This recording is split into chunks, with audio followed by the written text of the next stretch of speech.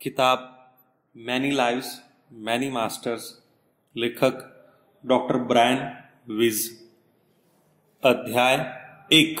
पहली बार जब मैं कैथरीन से मिला था तो वह चटकीले लाल रंग की ड्रेस पहने थी और अधीरता से भरी मेरे ऑफिस के प्रतीक्षा कक्ष में एक पत्रिका के पन्ने पलट रही थी।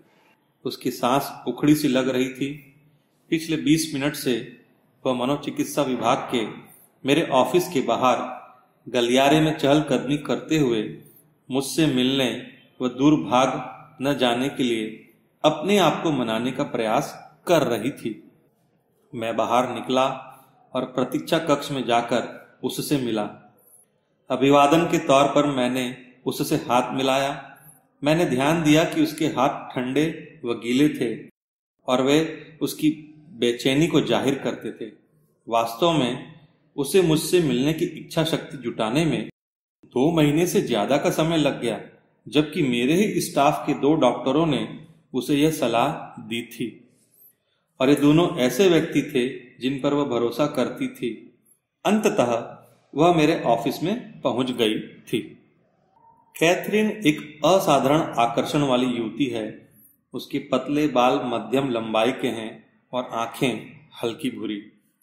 जिस अस्पताल के मनोचिकित्सा विभाग का मैं प्रमुख था, कैथरीन वहां बतौर लैब तकनीशियन काम करती थी।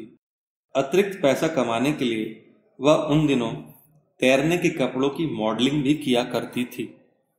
मैं उसे अपने ऑफिस में लेकर गया तथा चमड़े की एक बड़ी कुर्सी पर बैठने को कहा। मैं उसके सामने रखी अपनी कुर्सी पर बैठ गया। एक अर्ध गोलाकार डेस्क हम दोनों के बीच अंतर को पाट रही थी। कैथरीन अपनी कुर्सी पर पीछे की ओर झुककर चुपचाप बैठी थी। उसे पता नहीं था कि बात कहां से शुरू करनी है। मैंने भी इंतजार किया और उसे पहले शुरुआत का मौका दिया, लेकिन कुछ मिनट इंतजार करने के बाद भी जब वह कुछ नहीं बोली तो मैंने उसके अतीत के बारे में पूछताछ शुरू की। इस पहली मुलाकात के दौरान हमने यह जानने की कोशिश शुरू की कि वह कौन है और मुझसे किस वजह से मिलने आई है। मेरे सवालों के जवाब में कैथरीन ने अपने जीवन की कहानी पर से पर्दा हटाया। एक भाई और एक बहन के बीच पैदा हुई कैथरीन एक कट्टर कैथोलिक परिवार से ताल्लुक रखती थी, जो कि मैसाचुसेट्स के एक छोटे से कस्बे में रहता था। भाई उससे 3 साल बड़ा था। वह बहुत कसरती था और उस आजादी के पूरे मजे लेता था जो कैथरीन को कभी नहीं मिली। उसकी छोटी बहन भी माँ बाप की लाडली थी। जब हमने उसकी बीमारी के लक्षणों के बारे में बातें करना शुरू किया तो वह एक उल्लेखनीय तनाव और व्यग्रता से घिर गई। तेजी से बोलते बोलते वह आगे की ओर झुक गई थी और अपनी कहानियों को सामने पड़ी मेज पर टिका दिया था। उसका जीवन आशंकाओं के बोझ से लदा पड़ा था। उसे पानी से डर लगता था। वह गोली लेने में डरती थी कि कहीं वह उसके गले में न अटक जाए। वह हवाई जहाज में बैठने से डरती थी। अंधेरा उसे नापसंद था और मौत का डर उसे हमेशा सताता था। अभी अभी उसका भय और अधिक बिगड़ने लगा था। खुद को सुरक्षित महसूस करने के लिए वह अपने अपार्टमेंट के दरवाजे से सट कर सोती थी। उसे बिस्तर में जाने के 2-3 घंटे बाद तक नींद नहीं आती थी। नींद लगती थी भी तो बहुत कम समय के लिए और टुकड़ों में बटी होती थी। बचपन से उसके पीछे लगे डरावने सपने और नींद में चलने की उसकी आदत फिर से लौट रही थी। जैसे जैसे उसके डर और उनके लक्षण उसे और अधिक असहाय बना रहे थे, वैसे वैसे निराशा उस पर हावी होती जा रही थी। जैसे जैसे कैथरीन अपनी व्यथा कहती गई, वैसे ही वैसे मुझे अंदाज होता गया कि वह कितनी बुरी तरह से पीड़ित है। पिछले कई सालों से मैं कैथरीन जैसे कई मरीजों को उनके डर की यंत्रणाओं से मुक्ति दिलाने में मदद कर रहा हूं।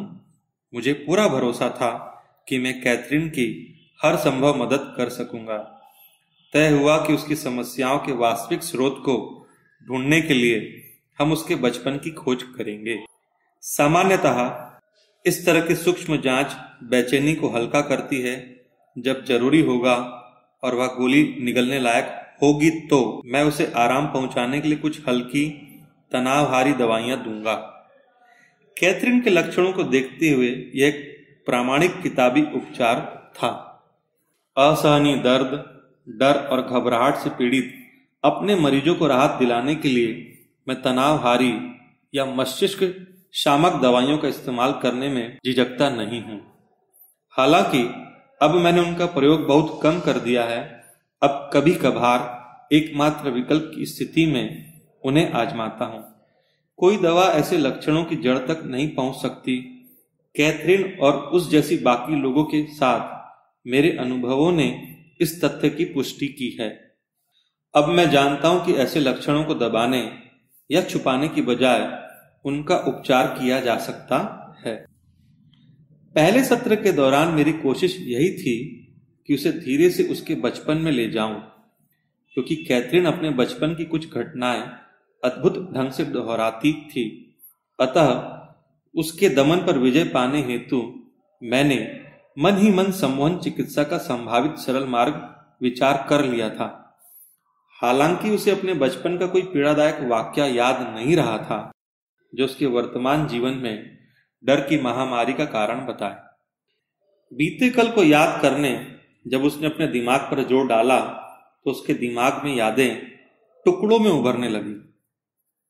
उसे याद आया कि जब वह 5 साल की थी तो किसी ने उसे स्विमिंग पूल के डाइविंग बोर्ड से धक्का दे दिया था। वह दर्द से कराह उठी थी। हालांकि उसने यह भी कहा कि इससे पहले भी पानी में रहना उसे कभी अच्छा नहीं लगा था। जब वह 11 साल की थी तो उसकी मां भयानक हताशा के दौर से गुजर रही थी। उसकी मां परिवार से कट गई थी और उनकी हालत ऐसी हो गई थी कि उन्हें बिजली के झटके देने मनोचिकित्सक के पास ले जाना पड़ता था।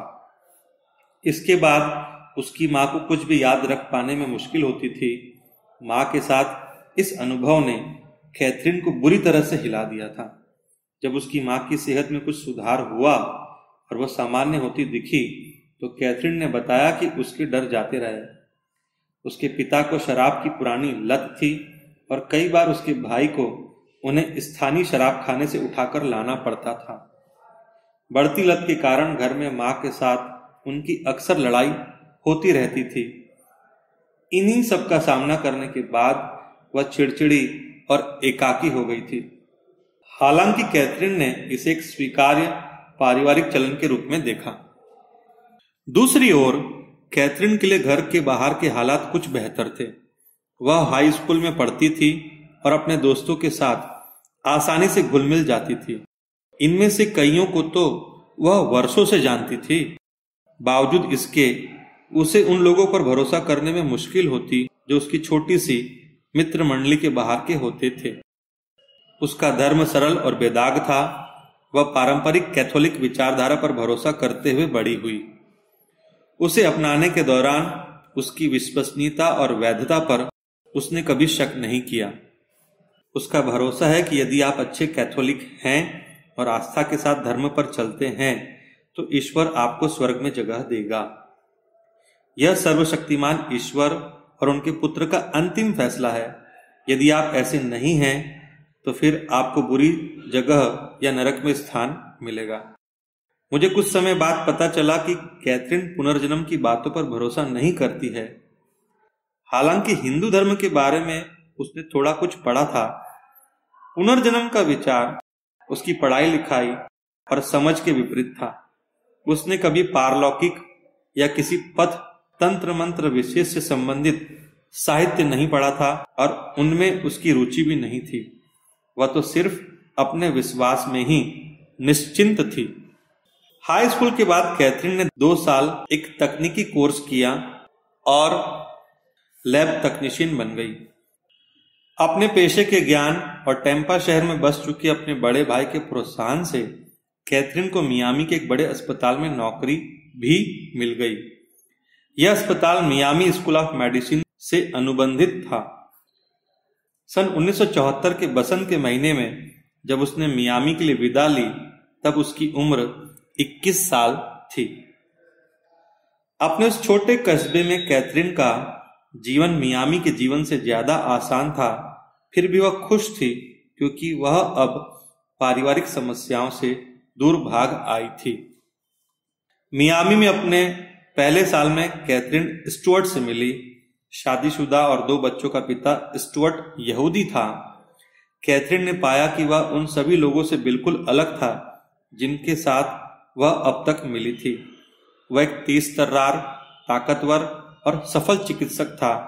उन दोनों के बीच एक अति सम्मोहक संबंध था, लेकिन यह तूफानी और दृढ़ बंधन था। उसमें ऐसा कुछ था जिसने उसके उत्साह को बढ़ा दिया और उसे जगा दिया, जैसे कि उसे मंत्रमुग्ध कर दिया गया हो। करीब 6 साल तक उन दोनों के संबंध सजीव बने रहे, लेकिन बाद में कैथरीन उसके व्यवहार को सहन न करने की स्थिति में आ गई। स्टुअर्ट उसके साथ ठीक से पेश नहीं आता था। वह उसके झूठ, वादा खिलाफी और बनावटीपन पर बहुत गुस्सा होती थी। मुझसे मिलने के कई महीने पहले कैथरीन को गले यानी वोकल कॉर्ड की सर्जरी से गुजरना पड़ा था। सर्जरी के पहले भी वह बहुत परेशान थी, पर सर्जरी के बाद में जब उसे रिकवरी रूम में ले जाया गया था तो उसने हदें पार कर दी थी। वह इतनी घबराई और परेशान थी कि नर्सिंग स्टाफ को उसे शांत करने में कई घंटे लग गए। अस्पताल में रिकवरी के बाद वह डॉक्टर एडवर्ड पोले से मिली। एडवर्ड एक सहृदय शिशु विशेषज्ञ थे जो कि कैथरीन से अस्पताल में काम के दौरान मिले थे। उन दोनों ने बहुत जल्दी महसूस किया कि उनमें नजदीकियां हैं और जो बाद में गहरी दोस्ती में बदल गई। कैथरीन एडवर्ड से खुलकर बातें करती थी। वह उन्हें अपने डर, स्टुअर्ट से अपने संबंधों और वे सारे अनुभव बताती थी जिनसे लगता था कि उसका अपने जीवन पर से नियंत्रण खत्म हो रहा है।